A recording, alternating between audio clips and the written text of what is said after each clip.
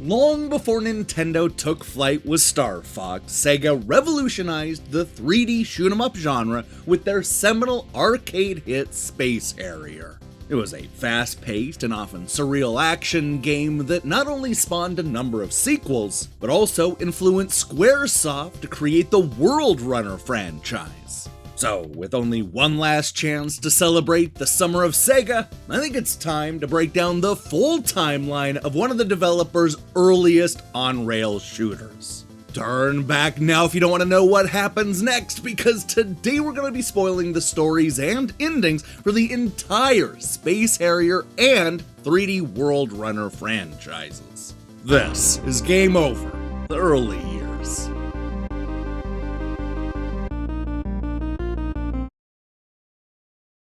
Like most arcade games released in the mid-80s, Space Harrier doesn't have much of a story. Aside from welcoming us to Fantasyland, there's not much in this initial release to grab onto. Thankfully, a lot of the narrative has been painted in by both the sequels and some of the home ports, so here's hoping that we can figure out what the hell is going on in this series. Now, if we read the instruction manuals for both the TurboGrafx 16, Commodore 64, and Master System ports, we learn that the aforementioned Fantasy Zone is actually the Land of the Dragons, a peaceful planet located beyond the Milky Way. Unfortunately, invaders from another planet have occupied this world and destroyed everything that made it good. With nasty, barbaric creatures ruling the land, a call went out to the furthest reaches of the galaxy for a champion brave enough to fight alongside a friendly cat dragon thing named Uriah and free the planet from evil. Look, all this is basically an excuse to fly through 18 colorful stages with names like Mood, Parms, Drail, Astute, and Narc. We eventually make our way to Abzimbel, where we get into an epic showdown with the toughest boss yet. We'll go over the various console endings in a moment, but let's first take a look at how the arcade original wraps things up.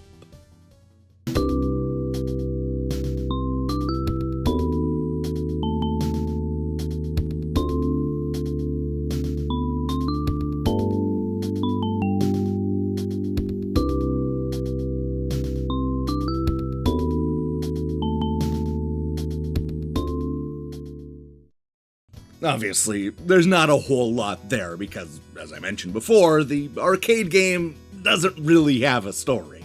However, as the game started to get ported to home consoles, you began to see the Space Harrier lore expanded upon. While the Game Gear version did little more than update the graphics at the end with a picture of our hero, both the Master System and TurboGrafx 16 ports added a short epilogue to the story that really helped to fill in some of the details. Here's the way the Master System port ends, followed by the TurboGrafx finale, which adds a really cool credit roll animation and shows the cast of characters. I think it's my favorite of the bunch.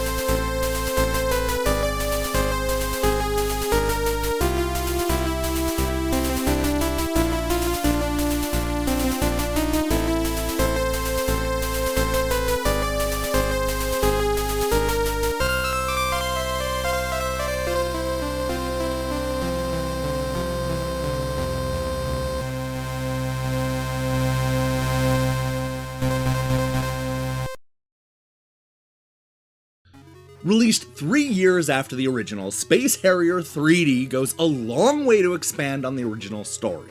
We learned that the cat dragon we helped, Uriah, was actually a true dragon prince, and by defeating the enemies in the Land of the Dragons, the Space Harrier was able to return the Dragon King to the throne. Now, 1 year later, that Dragon King has died, once again throwing the planet into total chaos. Apparently, before Uriah could take his place on the throne, his evil, power-hungry cousin returned from exile with an army of evil monsters. This resulted in a long and violent battle where the tyrannical cousin took the throne by force. Now, with his friend missing, Space Harrier returns to the Land of the Dragons to save Uriah and retake the planet. Okay, just in case you were wondering, Space Harrier 3D is one of several Master System games that took advantage of Sega's official 3D glasses. For the sake of this video, we're just gonna forego the gimmicks and watch the ending in regular old 2D. After completing all 13 stages and defeating the evil king, this is what happens when you beat Space Harrier 3D.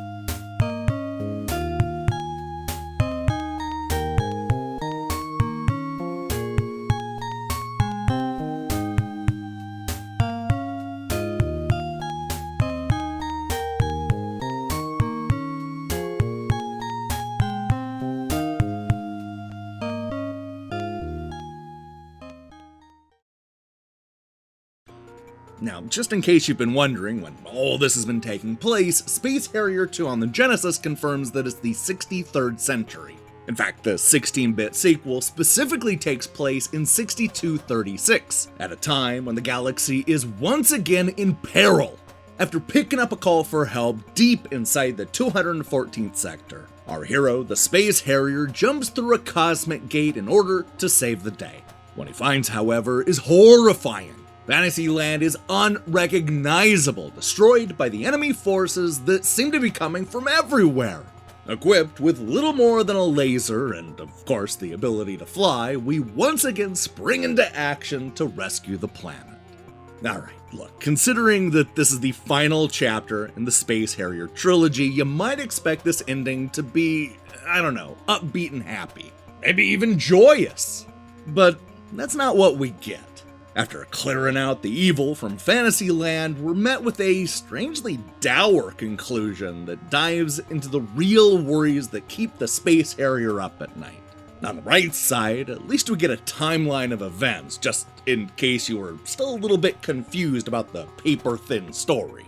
Here is how Sega says goodbye to Space Harrier.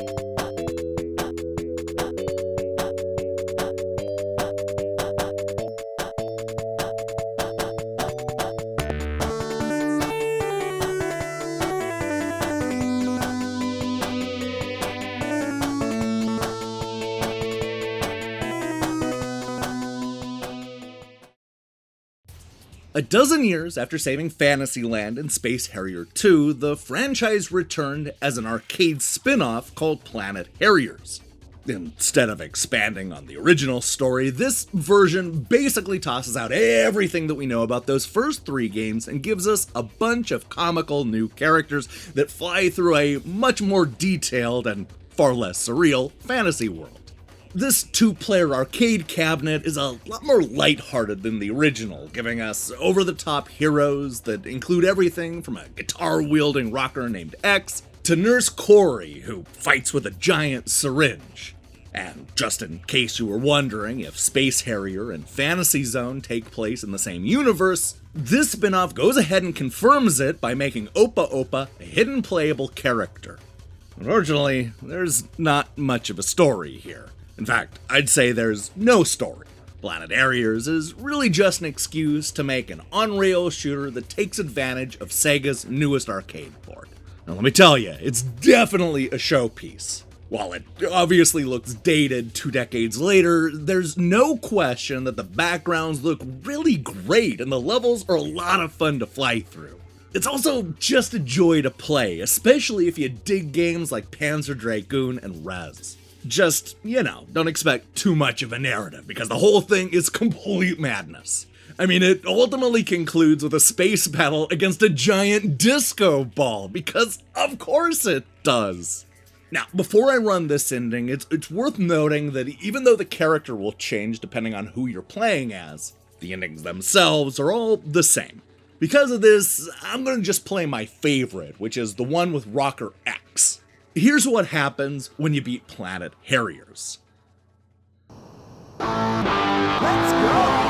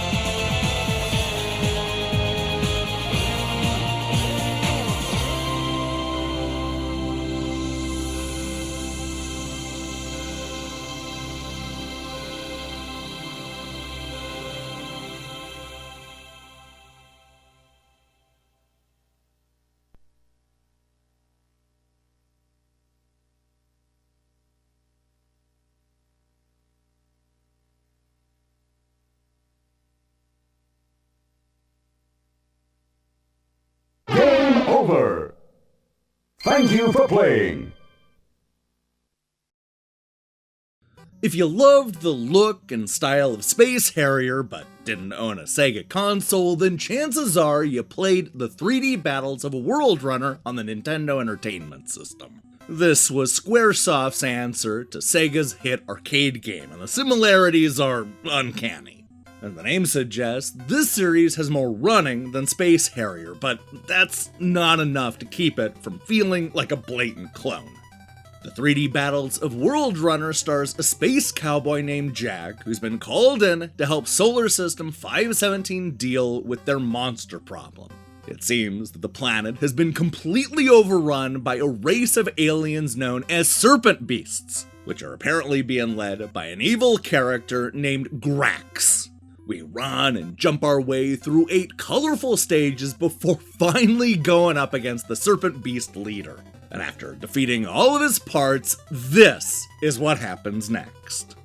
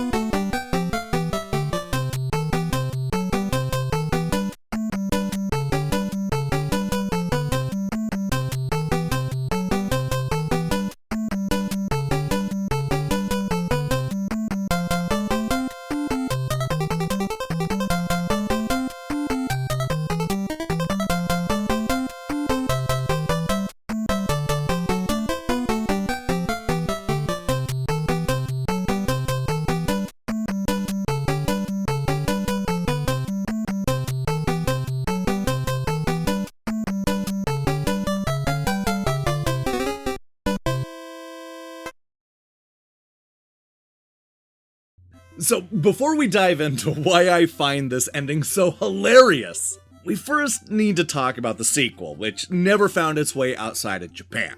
It was called JJ Tobidase Daisakusen Part 2, and it's probably best known for being the last project that Square worked on before Final Fantasy completely changed the company's trajectory.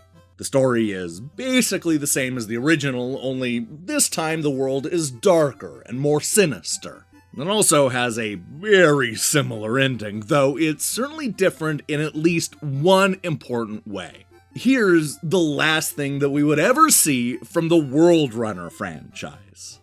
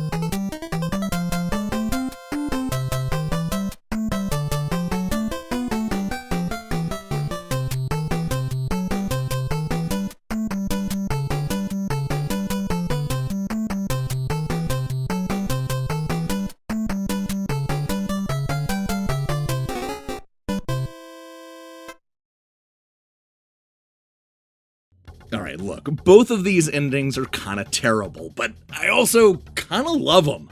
We've seen so many different types of endings on this show, so it's interesting to see one where the developers used the final cinema to slowly reveal a code for an extra hard mode. Of course, these days, that kind of thing would just be automatically unlocked, but back in the mid-80s, it actually made sense to reveal it through a code. I'm honestly a little surprised that more companies didn't try to do similar things with their endings. But alright, we need to actually talk about this, because what gets me the most about this ending is how insufferable it is to get information like this. Just try to imagine how annoying it would be to be fed important information one word at a time, with each character having to walk out of the frame before the next one can even enter. Look, I don't care how patient of a person you are, because you're only gonna get a few words into any conversation before yelling at the other people to hurry up. For the love of all things good, just speak in full sentences. Or I don't know, maybe just line up in a row so that there won't be huge breaks between every single word. God damn it, I'm getting worked up just thinking about it. Look, it wouldn't even take me more than a day of dealing with this before I started to crack. No wonder Jack goes on a shooting spree at the end.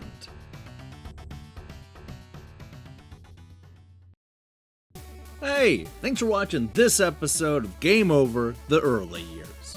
If you liked what you saw here, then you should know that we post new episodes almost every week. In fact, we have more than 150 episodes ready to be watched right now over in the Game Over playlist. You should check it out. Now, here's the question I have for you. Which series has the better endings, Space Harrier or WorldRunner? Oh man, these are fun franchises to go back and rediscover, so definitely give them a look. And also, let me know what your pick is in the comments below. In other news, we'll be back later this week with a review of Sonic Colors Ultimate, the Plane Effect, and more. If that sounds good to you, then I strongly recommend you click that subscribe button and support what we're doing here. Until then,